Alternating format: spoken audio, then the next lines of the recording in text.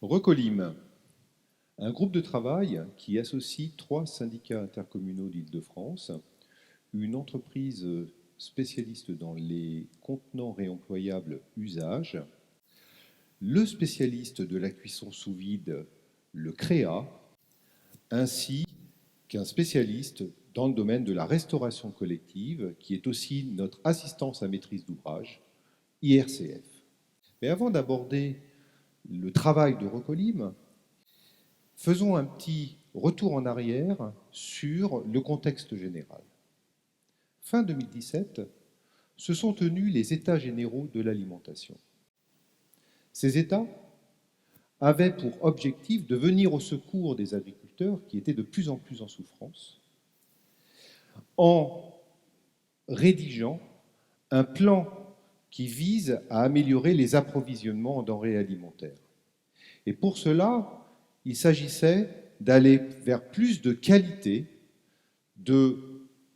plus de denrées saines, et y compris durables, accessibles à tous. Au fur et à mesure des mois, et avant notamment la promulgation de la loi qui est venue clôturer ces États, qui est la loi Egalim, en octobre 2018, des groupes de parents, d'ONG, de scientifiques sont intervenus auprès du législateur qui consiste à mettre fin à l'utilisation de contenants en plastique pour la cuisson, la réchauffe et le service. Parce qu'un des sujets qui a fait énormément débat, c'est la question du plastique et notamment le fléau du plastique, tant sur un plan environnemental que sanitaire. Recolim, en fait, a été créé il y a une année en vue de mener des expérimentations qui visent à travailler sur des contenants réemployables.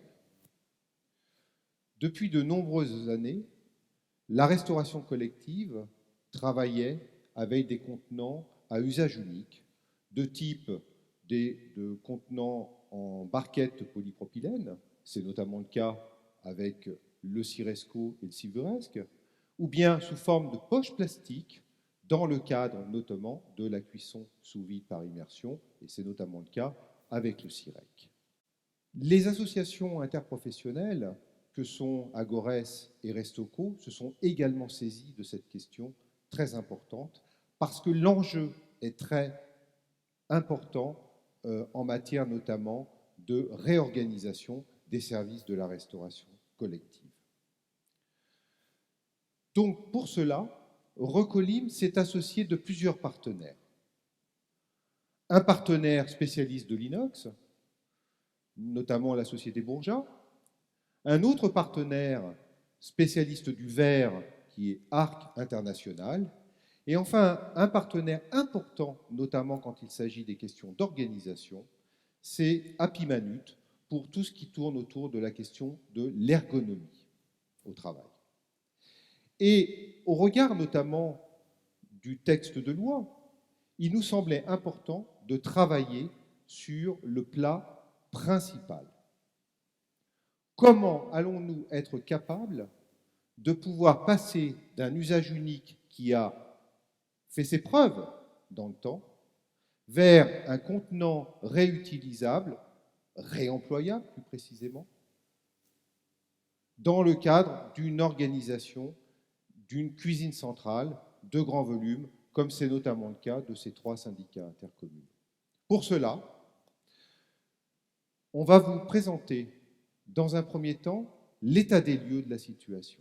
Et c'est Gérard Carollo, en tant qu'ingénieur process et qualité chez Usage, qui va vous décliner ce qui a pu être constaté sur le terrain. Enfin, dans un second temps, on va vous présenter des solutions opérationnelles. Et c'est Martine Goutte, en tant qu'assistance à maîtrise d'ouvrage et directrice de chez RCF, qui va effectivement vous décliner toutes ces solutions qui permettent effectivement d'avoir une vision un peu plus prospective de la situation. Enfin, Frédéric Souchet, en tant que directeur général du CIRESCO, fera état notamment de la seconde phase qui va s'ouvrir maintenant, qui vise effectivement à se projeter sur l'avenir pour nous permettre d'être opérationnels en 2025, année où sera mis en œuvre les contenants réemployables en restauration collective. Alors la première chose qu'il a fallu faire dans le cadre de ce programme, c'est choisir des contenants. Donc, nous avons choisi des contenants aux normes GN 1 tiers et GN 1,5. Et parmi les contenants, donc, des contenants en inox qui ont été fournis dans le cadre de catalogue standard de chez Bourgeat. Et concernant les bacs verts, c'est un développement qui a été effectué par la société Arc International, puisqu'il n'existe pas ce genre de bac GN en standard en verre. Alors le premier constat, c'est le constat du poids. Une barquette en polypropylène pèse 48 grammes. Quand on va arriver sur des bacs en inox, avec leur couvercle standard, on avoisine les 850 grammes. Et on va passer à 1,5 kg quand on va être avec des bacs inox avec des couvercles de tirage au vide, et on va arriver jusqu'à 1,6 kg quand on est sur des bacs verts avec du couvercle standard. Donc on commence déjà à voir une problématique sur le poids. Alors, il a fallu ensuite décider d'une méthode. Alors concernant la méthode, le plus simple, c'était de suivre le process. Donc le process, c'est tout d'abord de se cantonner à de la cuisson à chaud, comment dire, cuisson chaude, et donc de faire tout d'abord de la cuisson sous vide par immersion à basse température et de la cuisine traditionnelle. Alors pour ça, il a fallu, une fois qu'on a fait la cuisson, voir le conditionnement, le refroidissement, l'allotissement, le transport, l'allotissage, le stockage, la remise en température dans les satellites et enfin le lavage. Alors, on a d'abord fait des constats intéressants. Les premiers constats, c'est d'abord la très bonne qualité organoleptique. Ensuite, une bonne tenue au vide pour ce qui concerne la cuisson par immersion à basse température, ce sur les couvercles en inox. Concernant les bacs verts, on a vu qu'il y avait un bon aspect visuel qui est très valorisant pour le produit. L'autre fait intéressant pour le verre, c'est sa transparence, qui facilite le tri au niveau aussi bien de la cuisine centrale, mais surtout du satellite. Et puis, on a observé une diminution drastique, donc, des rejets et des déchets d'emballage. Et puis ensuite, une facilité pour la mise en place réglementaire du tri des biodéchets. Et enfin, on se dit qu'à partir du moment où on a des bacs, il est possible dans la cuisson traditionnelle et dans certaines cuissons de cuire directement dans le contenant sans avoir à faire de transvasement dans les autres. Donc une économie de manipulation. Alors parmi les problématiques rencontrées, on a commencé à l'esquisser, c'est le problème du poids. Alors pour vous donner un exemple, pour 100 repas, quand on cuisine avec du bac inox, on a une augmentation de poids de 38 kg. Et quand on parle de bac vert, on est à plus 63 kg. Alors, l'autre problème qu'on a rencontré, ou qu'on a constaté, c'est la non-transparence, l'opacité des bacs en inox, donc leur identification. La durée de conditionnement est augmentée également, donc un doublement du temps de travail, par exemple, et également un risque de perte de traçabilité quand on fait de la cuisine par immersion du fait du décollement des étiquettes. Alors, cette perte de rendement à la cuisson, on la voit à l'immersion, mais on la voit également au refroidissement et également au transport, mais ça, on le voit sur tous les process. Et bien sûr, un besoin d'augmentation des surfaces de stockage. On n'encastre pas de la même façon des barquettes en polypropylène, des bacs en inox et des bacs en verre. Et puis, le dernier point qui a été soulevé à la fois dans les cuisines centrales et dans les cuisines satellites, c'est la crainte des agents, une certaine appréhension. Étant donné l'augmentation des poids, il va falloir faire une étude également ergonomique pour améliorer les conditions de travail et donc réduire ces risques de TMS. Alors concernant la cuisine traditionnelle, eh bien, on peut voir quand on est avec des barquettes, par exemple, qu'on peut mettre 6 barquettes par cagette et 10 cagettes par plateau rouleur. Alors bien sûr, dû à l'augmentation du poids et le manque d'encastrabilité, on remarque que sur les bacs inox, on met moins de bacs en inox et on met moins de cagettes. Et pour le bac en verre, c'est également le cas. Et donc tout ça, ça fait plus de manipulation, bien sûr, et on note, dans règle générale, donc, cette augmentation de poids qui va ensuite, vous verrez sur quoi ça débouche, sur le transport, et également ce besoin d'augmentation de surface. Pour la cuisine par immersion, alors là, il y a vraiment quelque chose qui est important pour la cuisine par immersion, c'est au niveau des poches. On arrive à mettre 60 à 100 portions dans une cagette. Et on peut mettre 12 cagettes sur un plateau rouleur. Quand on est en bac inox, on met 3 fois 6 portions dans une cagette et ensuite on ne met que 6 cagettes sur un bac rouleur. Donc on voit que là, il y a une distorsion assez importante. Et donc de nouveau, sur cette cuisson par immersion, on voit qu'il y a cette augmentation de poids général et cette augmentation du besoin en surface de stockage. Enfin, concernant le transport. On voit bien, par exemple, quand on le ramène à 15 000 repas, on voit une augmentation du poids qui est de l'ordre de 4 tonnes quand on passe des poches plastiques au bac inox. Concernant la cuisine traditionnelle, lorsqu'on passe des barquettes au bac inox, eh bien c'est 3 tonnes de plus qu'il faut transporter pour 15 000 repas. Et lorsque l'on est sur une barquette qui va vers un bac en verre, c'est 4 tonnes et demie. Et donc il faut s'attendre forcément à une augmentation de la flotte de camions et une augmentation du nombre de personnes dédiées à toutes ces manutentions.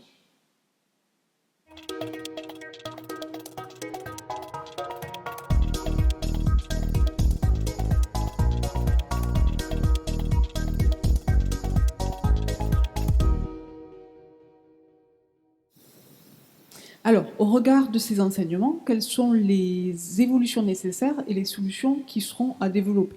Nous allons vous présenter donc ici quelques exemples de solutions qu'on a imaginées et pour certaines que l'on a testées pour répondre aux problématiques que l'on avait constatées. Donc, un des sujets majeurs qui a quand même retenu notre attention lors de ces expérimentations, c'est l'ergonomie des postes de travail. Lié effectivement au poids que l'on ajoutait avec les contenants. Alors, dans un premier lieu, une des questions qui s'est posée, c'était comment alléger éventuellement les contenants. Alors, sur le verre, on a interrogé ARC qui demande un temps nécessaire pour pouvoir développer des contenants verre plus légers. Concernant les contenants inox, on a fait plusieurs recherches. Aujourd'hui, on a abouti à un contenant qui pèse 110 grammes de moins que les contenants qu'on a initialement essayés. Alors, 110 grammes, ça peut paraître négligeable pour un contenant, mais sur une production globale d'environ 18 000 couverts, ça représente déjà 245 kg. Alors, en complément à l'allègement des contenants, on s'est interrogé sur les équipements d'aide à la manutention que l'on pouvait mettre en place, et notamment l'automatisation de certaines tâches. Il est absolument nécessaire, avec les contenants réemployables, de pouvoir retrouver l'automatisation que l'on avait avec les contenants usage unique. Pour ce faire, donc on a travaillé avec des équipementiers spécialistes de l'ergonomie des postes qui ont proposé, imaginé, une chaîne de conditionnement équipée de cobots. Alors, qu'est-ce qu'un cobot? C'est en fait un petit automate qui va venir en complément des agents pour réaliser, lui, toutes les tâches de port de charge, pour ne pas impacter justement les agents avec cette partie alourdissement des contenants. Donc des essais sont prochainement prévus avec cette nouvelle chaîne pour pouvoir recueillir l'avis des utilisateurs sur la mise en place de ces automates.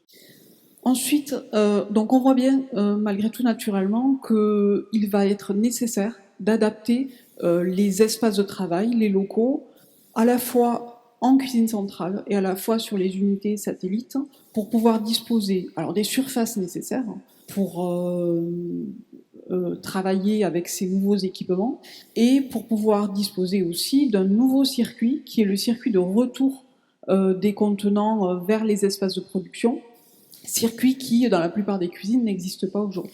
Alors ces aménagements peuvent être difficilement modélisés puisqu'ils sont intimement liés à l'existant et aux structures actuelles et nécessiteront des études très spécifiques de chacune des entités existantes. Malgré tout, pour pouvoir maintenir les capacités de production, il apparaît important de réinterroger les organisations afin éventuellement de travailler sur les amplitudes de fonctionnement des outils qui existent déjà ou qui seront mis en place en complément pour permettre de maintenir en minima les rendements actuels. Alors, pour les restaurants satellites, les incidences que l'on a pu relever sont fortement liées à la capacité du restaurant au nombre de repas servis.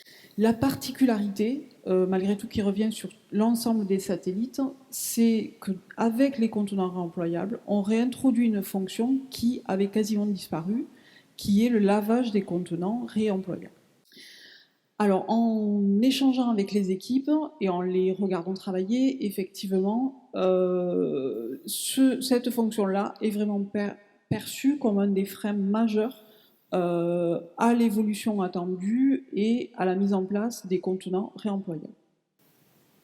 Alors, concernant le lavage, finalement, la question qu'on s'est posée, c'était de savoir est-ce qu'il était indispensable que les contenants soient lavés sur le lieu de consommation. Donc, on a comparé deux organisations différentes. Une première organisation avec effectivement le lavage sur les unités satellites et une deuxième organisation avec le lavage sur une unité centrale de lavage. Donc, dans la première organisation, on a pu relever pour un satellite qui réalise environ 300 couverts un temps de 2 heures de travail supplémentaire lié au lavage de ces contenants et au lavage des caisses de transport, avec un impact extrêmement important sur la cuisine centrale, puisque pour une cuisine qui réalise environ 18 000 couverts, le temps de lavage des contenants en retour, de décontamination, il a été environ de 24 heures, avec effectivement la nécessité de disposer des surfaces suffisantes et d'équipements performants et adaptés pour cette tâche-là.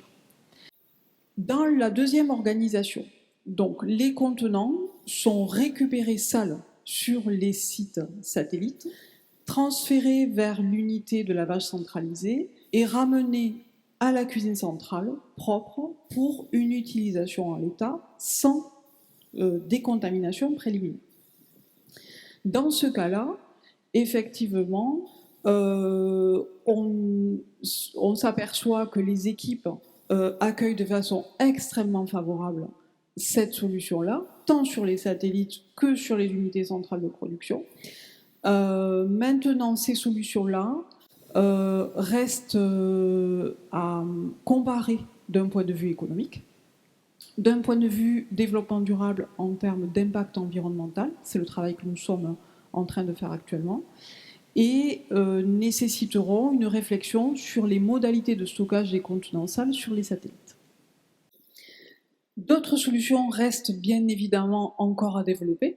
Nous travaillons encore sur d'autres sujets, notamment la logistique, qui nécessite d'avoir des réflexions en ayant toujours à l'esprit qu'il faudra garantir un impact environnemental qui sera moindre, qui doit être moindre par rapport au contenant usage unique. Mais nous souhaitions partager ces premiers résultats, ces premières expériences avec vous, pour vous montrer qu'avec une réflexion concertée, à la fois avec les différents acteurs et les industriels, on peut trouver des solutions adaptées qui vont permettre de mettre en place cette transition, d'autant plus que cette transition, elle est de l'avis de l'ensemble des acteurs, elle permet une réelle valorisation de la prestation. La première phase a montré que pour la restauration collective, l'inox et le verre sont des solutions possibles pour répondre aux exigences de la loi Egalim et de la loi AGEC. Comment réussir cette transition? En premier, il est essentiel de faire adhérer les équipes de production, de logistique et des offices. Sensibiliser, convaincre, former, devenir acteur du projet. Nécessité de changer les pratiques, revoir les conditions de travail, prendre en compte le port de charge. Adapter les espaces pour le stockage propre et sale. Innover sur le conditionnement. Optimiser le transport. Améliorer tant que possible l'accessibilité des offices. Réfléchir et organiser le lavage des contenants. Pour cela, il faut innover. Travailler avec les fabricants de contenants inox et verre pour développer des contenants plus légers. Réfléchir à de nouveaux process de cuisson, car l'inox ou le verre permettent les cuissons directement dans le contenant. Adapter le matériel pour favoriser l'ergonomie sur les postes de travail et éviter les TMS. Le transport des contenants, les chaînes de conditionnement, les mises en caisse et les chariots pour le refroidissement, l'allotissement et le chargement des véhicules. Envisager une étude environnementale concernant le lavage et le transport et mettre en place des solutions adaptées. Cette première étape nous a permis d'identifier les prochains axes à travailler. C'est pourquoi nous souhaitons ouvrir ce groupe de travail au niveau national, avec d'autres cuisines centrales pour travailler ces thématiques, collectivement avec les industriels dans le cadre d'appels à projets. Il faut convaincre les industriels de l'importance du marché potentiel du contenant réemployable pour la restauration collective, afin qu'ils mettent les moyens en recherche et en développement pour nous permettre d'avancer plus rapidement. Bien entendu, pour réussir ce projet et répondre à la sortie de l'usage unique, il est nécessaire d'avoir le courage d'affronter tous ces freins. Être convaincu que nous devons réduire les perturbateurs endocriniens, mettre tout en œuvre pour le bien-être de nos enfants et améliorer le climat de notre planète en réduisant fortement la consommation de plastique.